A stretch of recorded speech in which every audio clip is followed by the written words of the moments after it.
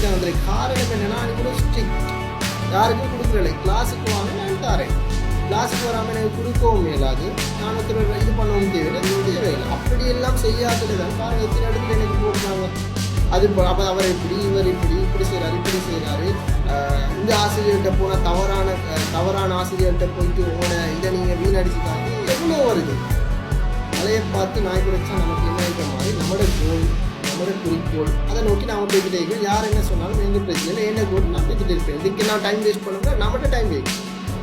நம்மட இதை பார்த்து போய்க்கோ. இது வேண்டியவங்க வேண்டிய மெசேஜை டைப் பண்ணி வேண்டிய மாதிரி போலி செய்திகளை வதந்திகளை பரப்பலாம். No issue. கணக்கும் அடிக்கிறது. ஒருத்தர் முன்னேறினா சந்தோஷப்படுங்க, ஒருத்தர் கஷ்டப்பட்டா சந்தோஷப்படுங்க. வாழ்த்துங்க, நல்லா செய்கிறீங்க வாழ்த்துங்க. அப்போ தான் உங்களாலேயும் சாதிக்க முடியும். இன்னொருத்தரை பார்த்து பொறாமப்பட்டீங்கன்னு சொன்னால், இன்னொருத்தரை பார்த்து வயிற்றறிச்சல் பட்டீங்கன்னு சொன்னால் அது உண்டைக்கு நினைக்காது. எனக்கு எதிராக போன்ற விமர்சனங்கள் வதந்திகள் அது சம்மந்தப்பட்டாக்கள் அனுபவிப்போம். ரைட்? எனவே சம்மந்தப்பட்ட நாங்கள் அதுக்கு ரியாக்ட் பண்ணிட்டோம். இது நாளைக்கு பதில் சொல்ல போயிட்டு தெரியாது. படிக்கிற பிள்ளைகளுக்கு தெரியும், படித்து கொடுக்குற இதுகளுக்கு தெரியும், எங்களை சம்மந்தப்பட்ட ஆட்களுக்கு தெரியும். நான் யார்ட்டையும் ப்ரூவ் பண்ண வேண்டிய அவசியம் இல்லை, யார்ட்டையும் சொல்ல வேண்டிய அவசியம் இல்லை.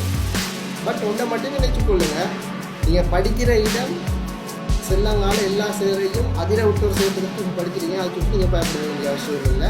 ஸோ அதனால் பிள்ளைகள் லைஃபோடு சேர்த்து பாடத்தோடு சேர்த்து வாழ்க்கையை படிச்சுட்டு போகிறது தான் ஒரு சிறந்த கல்விக்கான அடையாளம். எனவே அந்த டைம் டேபிள் படி உங்களோட பாடங்களை அமைச்சு கொடுங்க, நல்லா படிங்க.